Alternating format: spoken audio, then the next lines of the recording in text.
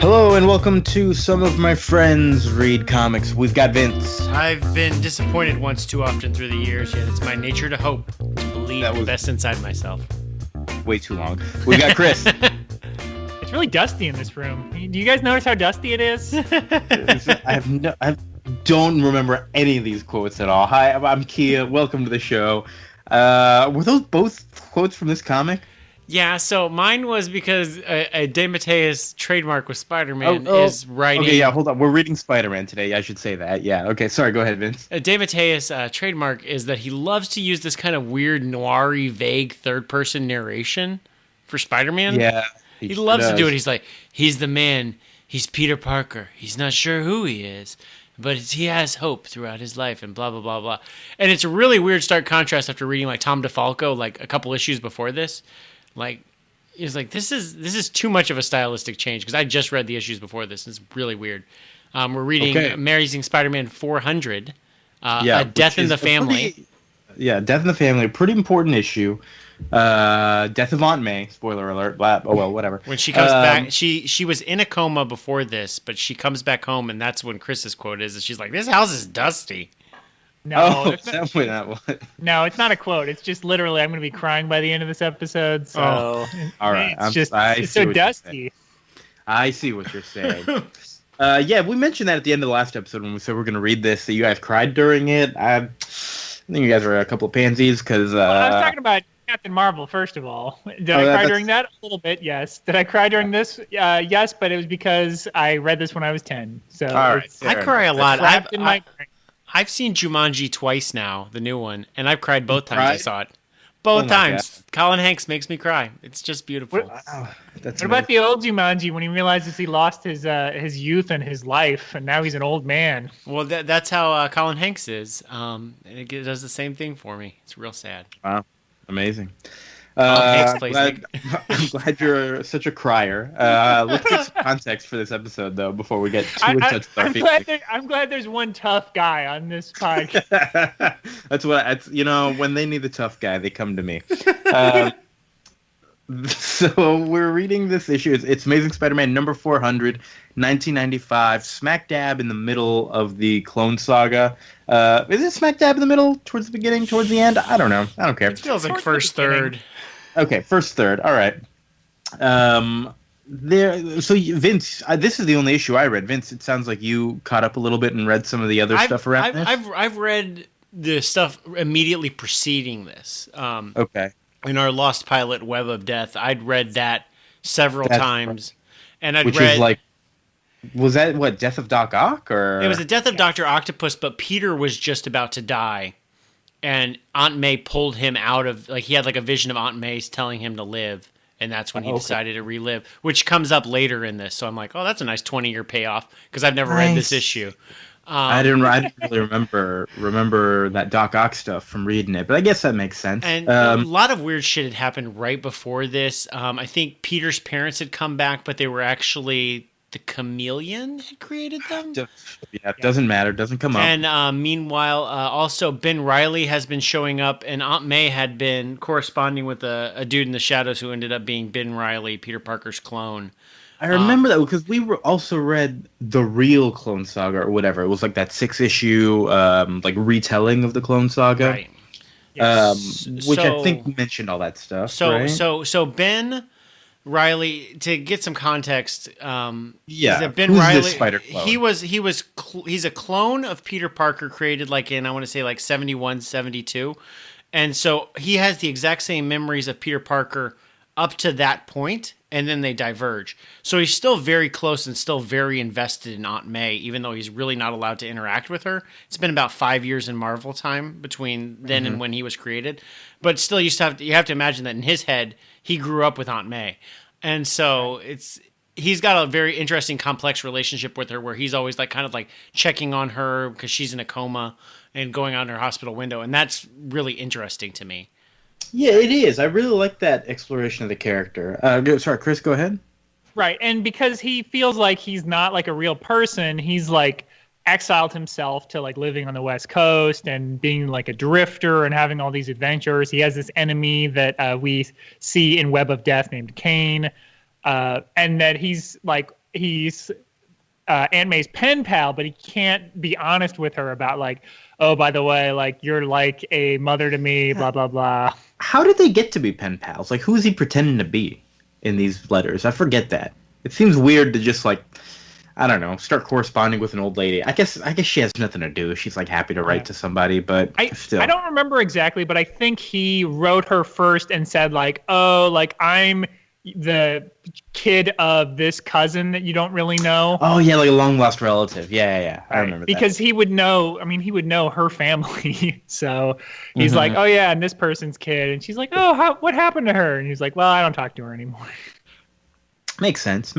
But yeah, Ben, like in this comic, Ben Reilly just kind of shows up after they bring Aunt May home, and it's like, oh, we're here now. I think you're gonna be okay. You're out of your coma. And then, like, Ben Reilly shows up to talk to Peter, and Ben Reilly shows up in his costume at Peter Parker's house, and so Peter Parker gets in costume, and they go to the backyard to have a little spider conversation. Thank you. That was that's the weirdest fucking thing. Like, I mean, like, I was thinking, like, it's pretty conspicuous to have Spider-Man out at your house in Queens or wherever they live. But at the same time, I'm like, everybody kind of knows that Peter Parker already knows Spider-Man. So I think it'd be less conspicuous if Peter Parker was talking to a Spider-Man in his backyard than two Spider-Mans talking in his backyard. Like, that seems way more conspicuous. Yeah, if Spider-Man was smart, or if Peter Parker was smart, he would be like, "Hey, Mary Jane, like, come take pictures of us right now." Yeah. So that the next time some villain is like, "I have figured out your secret, Peter Parker," he'd be like, "No, look at this photo." Yeah, that would make so much more sense, but I don't know. I do still really love Ben Reilly's costume, which is like the plain red kind of Carnegie-looking suit with the blue sweatshirt on top of it. Did we ever talk about this? But he wears that costume in Spider-Man: Homecoming, the movie. His whole final fight with Vulture on the beach, because after Tony Stark took his costume, he puts on a blue hoodie that then ends up getting the sleeves ripped off, and so it ends up being the exact same as the Scarlet Spider costume. What? Spoiler alert! I haven't seen this movie yet. Oh, you haven't? Really? It's real minor. Yeah, that's a minor plot point, but it's. But like I was like watching at the end, I'm like, oh, that's the Scarlet Spider costume. I was like, yeah, that does make sense. I think that. But yeah, so in this story, and Scarlet Spider showed up when Aunt May has a heart attack number like 50 or whatever.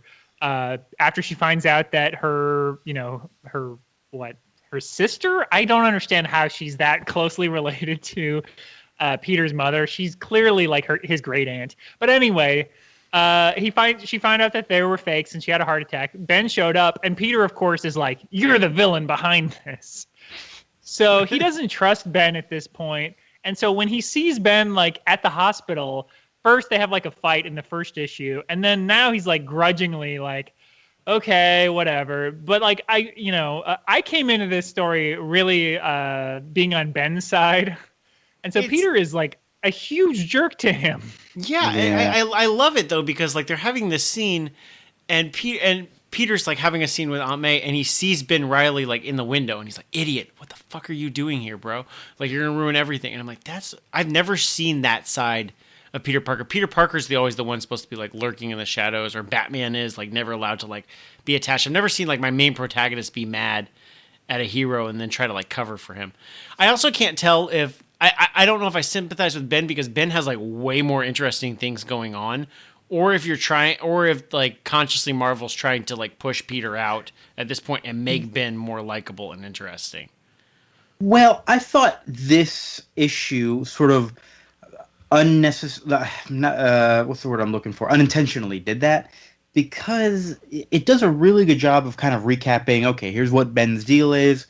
He has all these memories. And so they're using a lot of this story to talk about his memories with Aunt May, which is also teaching us to like care about Aunt May before she dies, right? It's like, oh, here's why you care about this character, and here's why it's going to be really sad when she passes, because she's always been there for Peter. And Ben is remembering this. And so it does like it services both of those things, where it gets you ready for the death while also sort of helping you understand what Ben's going through. It's a really interesting anniversary issue. as like a 400th issue. Like it does reflect like how far these characters have come in 400 issues.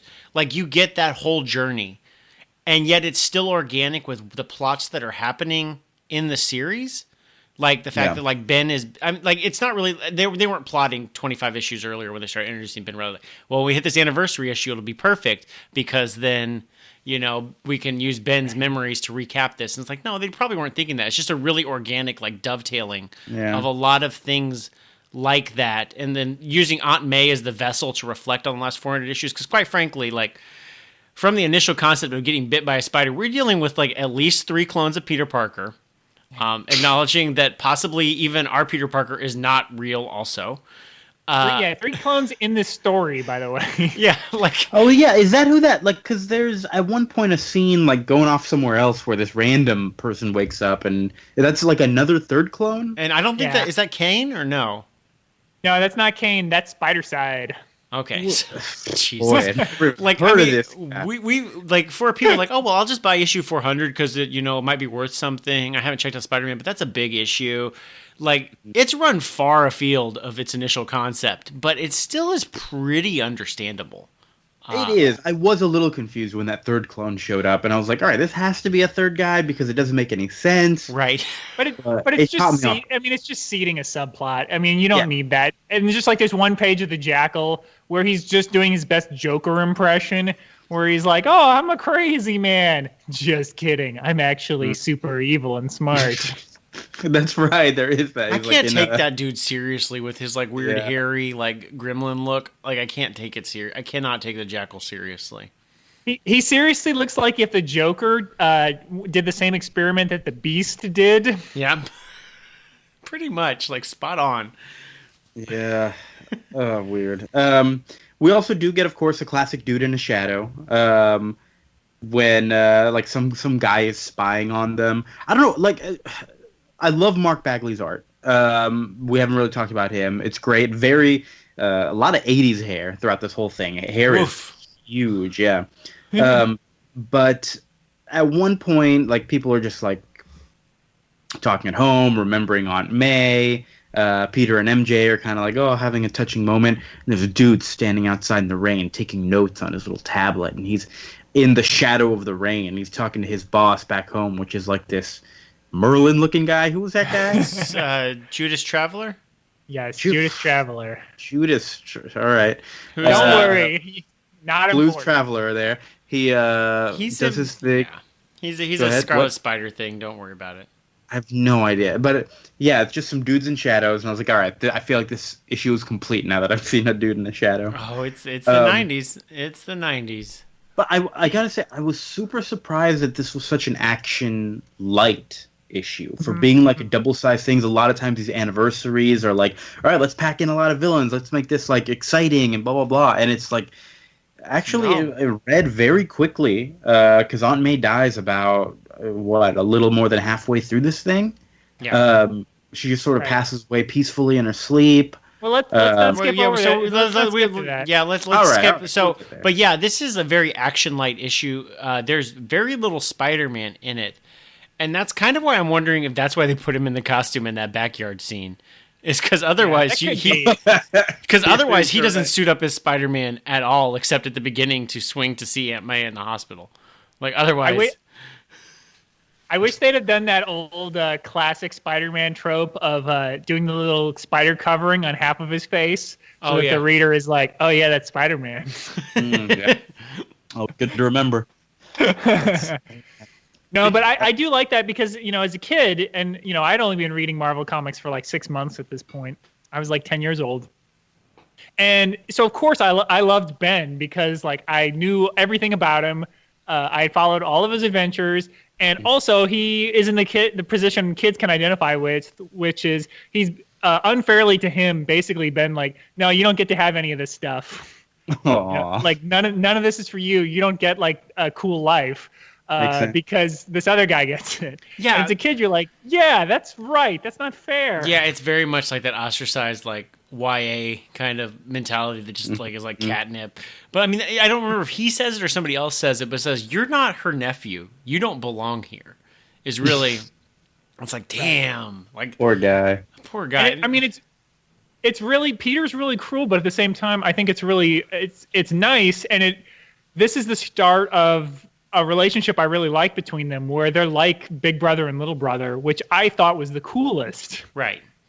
And so, like, my favorite part of the post-Clone Saga is when Peter, like, semi-retires, and he can, like, just kind of give tips to when he can call him and be like, hey, what do you know about this villain? You know, like, I thought that was awesome. Mm-hmm. That's Batman Beyond stuff. I fucking love that shit. Mm-hmm. It was like Marvel's first, like, real, in my head, like, an attempt at, like, a legacy hero. The things that, like, I love about DC with, like, Wally West and Barry Allen or Hal and Kyle Rayner.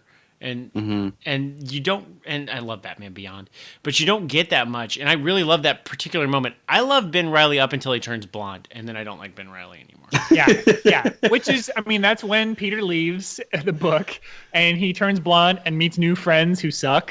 Yep. And it's like, this isn't Spider-Man anymore, so I don't like it as much. Makes sense. Yeah, I guess this sort of does feel like almost Ben Reilly's already taken over, because there's just so much more of him in the costume than anybody else. It was very strange. Feels like Peter's already given up. So May is allowed to leave the hospital. Yeah. Then Peter takes her to the Empire State Building. Oh, that's right. They have a nice little moment up there. This scene. And yeah. This is what made me cry rereading it. Ugh. It's beautiful. Really? Yeah. All right. Yeah. I thought it was nice. Didn't make me cry because I'm a manly man. But I can't talk about my paw. Can't have my feelings.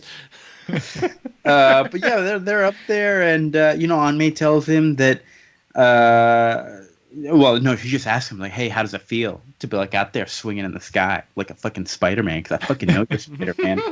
That's exactly how she says it too. And they had to get rid of the comments code for this one. Like a fucking Spider-Man.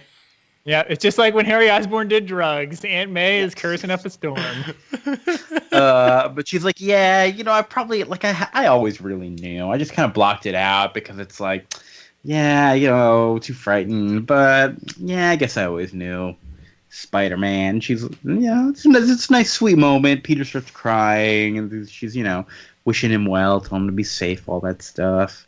Yeah, it's very nice. Plus, on top of the Empire State Building, a nice classic New York scene. Really good. It's just it's nice because it's like a lot of it's just beautiful. I mean, it's a nice, beautiful shared moment between Peter Parker and Aunt May that we don't get, like, just like them talking as adults, which is really nice. Yeah. You get that it's a really nice farewell because she doesn't really say much after this scene, and also it's a weird retcon of her character that works and makes her smarter and then makes her, like, better in retrospect. Yeah. It's like, because it gets us like, how the fuck would Aunt May not know that he was Spider-Man? And it's like, I'm not fucking stupid. I just didn't want to interfere. Like, it's so much better. I had a sneaking suspicion when I tried to marry Doc Ock and Spider-Man jokes. I will say it's amazing to me. Like, Aunt May has been sick for 30 years, and it's like on the verge of death for 30 years. And the one issue that starts with, "Hey, your aunt's going to be fine," is the one where she dies. That seems a little strange to me. But don't worry, Kia, she's fine. I think she came back less than 60 issues later. It must have been, because in the early 2000s she was alive. How many times has Aunt May died? Is it just this once? This is the only time for real she was dead. She almost died during One More Day. Oh, that's right. One More Day, and he traded her death. So he traded his marriage to save Aunt May's life. I gotta tell you, like reboots, retcons, whatever, that stuff doesn't bother me. I know people are like, "Oh, this doesn't count because it's not permanent," but well, it's just comics is just a tapestry, a good excuse to tell a story. So I look forward to reading more stories about all these people dying. Right, but what sucks? But what sucks is, I mean, alive or dead, that doesn't matter. But it takes away this moment, which I think, I mean, Vince alluded to it. I think this really makes her a much stronger character, because so much of it, we only see her life through Peter's eyes. And he's constantly like, she's so frail, she's about to die, blah, blah, blah. And her being like, look, like, I knew you were Spider-Man. I just didn't want to acknowledge it because I was worried about you. And so I wanted to just kind of, carry this alone. Like, it's a very, repressed, like, I can't talk about my feelings kind of moment. And it was just very real to me, where I was just like, oh yeah, like, I mean, not to get into it too much, but, my grandfather died a few years ago, and, he never had a conversation like this with me, but, but it's the kind of thing where it would mean a lot, and I'm sure he was proud of me, but it's for her to say that to Peter is like, that really does mean a lot, to say, like, you're as good a man as my husband was, and I'm proud of you. I mean, that's like, that's really what got to me. Makes sense. I think the moment that did get to me a lot was right after that, when you've got Peter and he's sort of grieving with MJ and MJ's aunt, MJ's mom. Who is that? I don't remember. Aunt Anna. They're Aunt Anna. Aunt Anna. Yeah, they're grieving there, and Ben Reilly's standing up. He's sitting up on the roof, kind of forced to grieve alone there. That was a really touching moment. I think Mark Bagley drew some really great stuff there. Those few pages afterwards, after she passes, it's all silent. It's about 4 or 5 pages. Seeing the funeral, seeing the all that stuff. You do see Black Cat and Flash Thompson front and center at the funeral. So. Oh, were they there? Oh, they were there. Yeah, they're there. Liz Allen and Harry's son. He's got a little Spider-Man toy. Harry's dead at this point. J. Jonah Jameson. It looks like Robbie in the background. Did Doc Ock show up?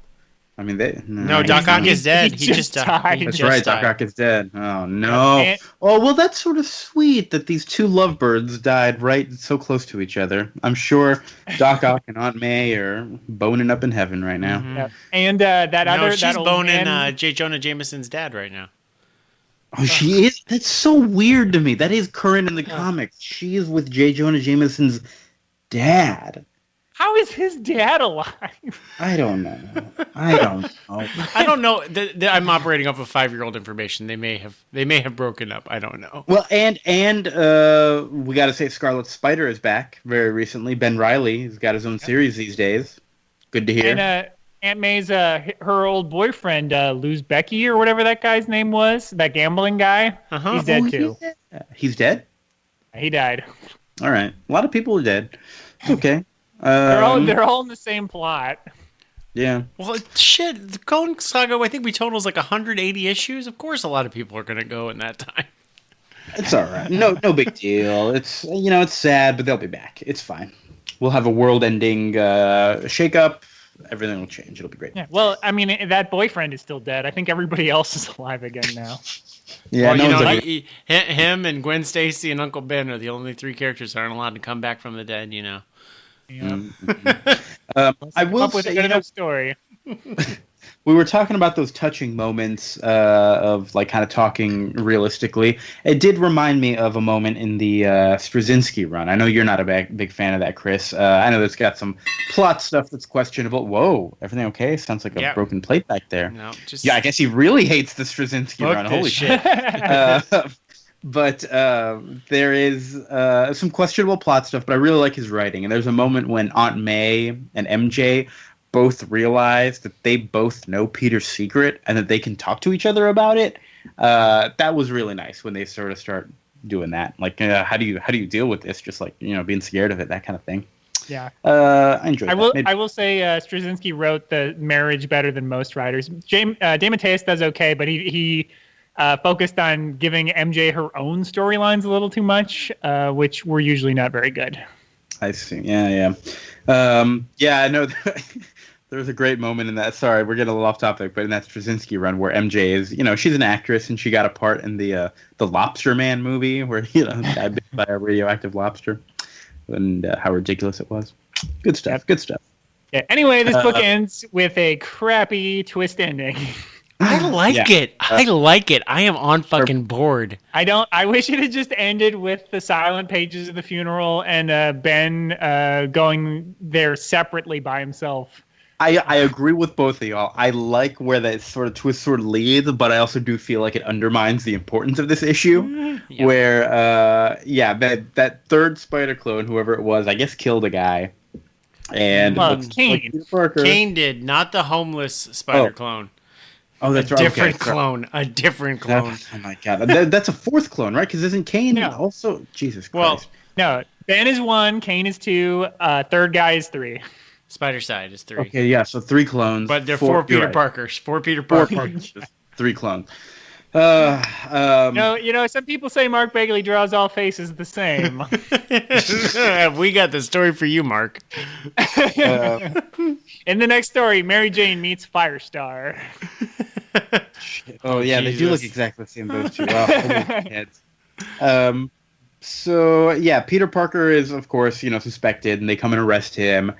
And then Ben Reilly shows up to MJ and unmasks himself. Says, "Hey, MJ, we need to talk. Face to face." It's framed like he just framed Peter for murder. Like Peter looks up and sees him, and he's like clenching his fists on a rooftop, and then he unmasks and makes a really serious face, and it's like it's time to meet face to face. That's why I got really confused, because the story did not make it clear to me that other clone. Like, all I know from this story that they explicitly state is that there's just this one clone, Ben Reilly. So I'm like, oh, is he having memory lapses where he wakes up sometimes and he accidentally kills people? And I was a little unclear about Yeah, that's that. confusing, especially because you have to think this is a jumping on point for people. Yeah, but that's okay. It makes sense now. So did Ben Reilly, Chris? Did Ben Reilly before? Does he have memories of knowing Mary Jane before he was cloned?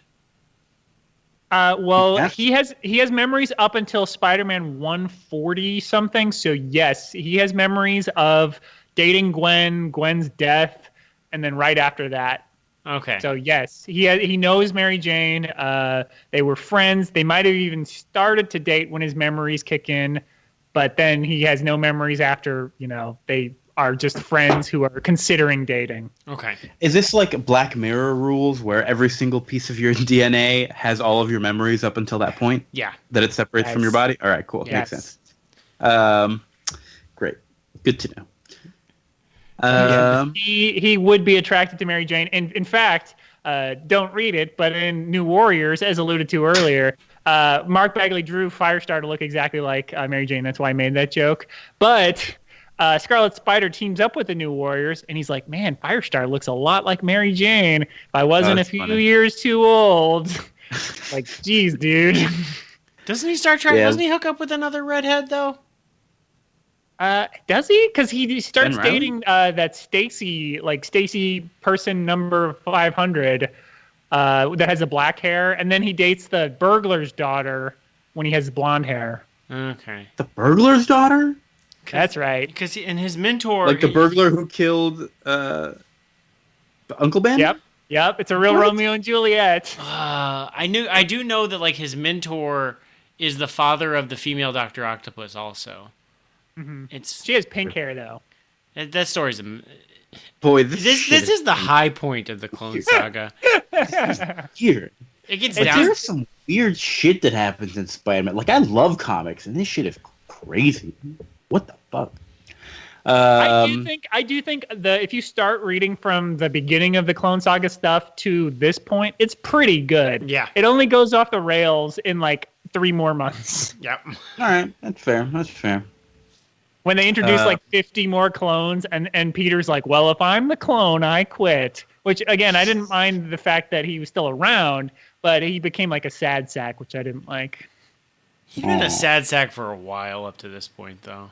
He had been. That was it's in this issue a little bit, but anyway, that's this issue. It ends on this twist ending. Of course, Peter is found innocent. It's an extended O.J. Simpson trial, 4-part story. Oh Jesus! Ripped from the headlines. I can't wait. I can't wait. The trial of Peter Parker. And Wow. Did y'all if the mask does not fit, you must acquit. Oh wow. On Marvel Unlimited, did it have this little bonus story at the end? The morning after? There's actually 3 parts to the issue. So yeah, it had that one, and then it had the other part with There's Jr. Jr. Yeah, there's no With Romita what? thing. There's no Romita thing in Marvel Unlimited. I was reading that. I was reading some other people's like critical analysis of it, and they talked about this Romita Jr. story. I'm like, that was not on Unlimited.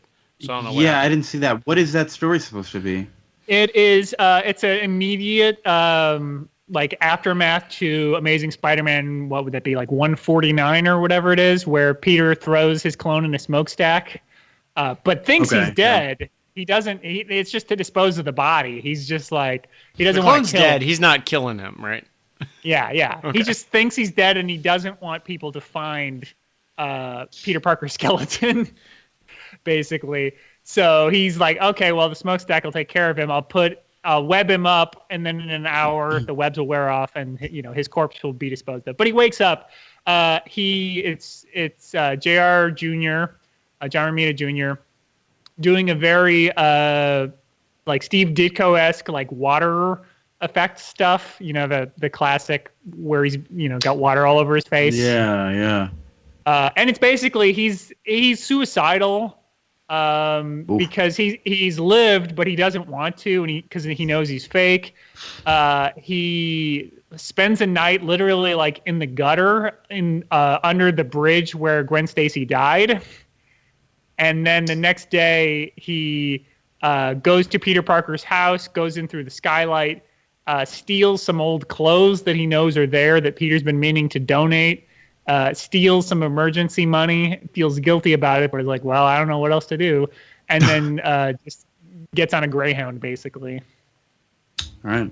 So nothing really happens, but it's just kind of setting up like this is what happened. He had this sort of moral consciousness. He considers like when he breaks into Peter's house, he's like, I could just strangle him, and then I'd be the Spider-Man. And he's like, no, I couldn't do that. All right, I'm glad he didn't do that. I'm glad Spider-Man's not dead. I did like the other story that was included, which was like the morning after Uncle Ben was killed. And Which Stan Lee gets a script assist on this. I kind of question how much he did, but whatever. Well, yeah, it sounds like J.M. DeMatteis plotted it, is what it says, and yeah, that Stan Lee scripted it. Yeah, I don't know how much he did. I bet he maybe wrote the sort of internal monologue. I don't know. Mm-hmm. But I did like that story of just sort of explaining why Aunt May hates Spider-Man. It's because Spider-Man caught this criminal, and so she's like, oh, God, now he's just using Uncle Ben's death to like make himself more famous, and so it's like instantly turning on him. Also, her face when she's just like, I hate him, she looks like such a supervillain. And that it's great. Never mention him to me again. It's true. She looks a million years old, and this is when Peter is 15. Yeah, she looks younger in this issue than in this flashback. Even in Marvel's like super compressed timeline, 10 years have passed. Yeah. Poor Aunt May. I've seen some very poorly drawn Aunt Mays throughout the years. Boy, yeah. Yeah. She doesn't get any love. People cannot draw old ladies. That's the other reason that it just made sense to kill the character because he had outgrown, like, being like, oh no, I'm worried about Aunt May. I got to get her medicine, but also stop the hobgoblin. Like, they had outgrown those stories. She was just around. I feel like I feel like in the modern run, like, she's disappeared for, like, months at a time. Yeah, because there's nothing for her character. Yeah, it's like, hey, Aunt May's like out traveling around with Rich J. Jonah Jameson's dad. I guess I'll see her in 2 arcs. I feel like that's quite a common occurrence with her. Right. Yeah, I mean, it's like, what is she going to do? She's going to, like, go on a date, and then, the Shocker is going to be planning a bank robbery across the street or whatever. Like, that's all you can do with Aunt May. Is somehow, put her in precarious situations where Peter needs to save her. And like I said, the character just been outgrown. And it would be one thing if she was just like, in Spider-Man Homecoming, where she's like literally an aunt, where, she's a 40-some-year-old woman who, she's like, oh yeah, I took care of you, but I'm also, I'm going to live for another 30 years. I'm just an adult woman. Yeah. Yeah, just like a regular person. You don't have to be an old lady. You don't have to be, yeah. Right, but she Makes sense. started like 75, so it's like she has Yeah. nowhere to go. Poor thing. Poor Aunt May. Started out so old.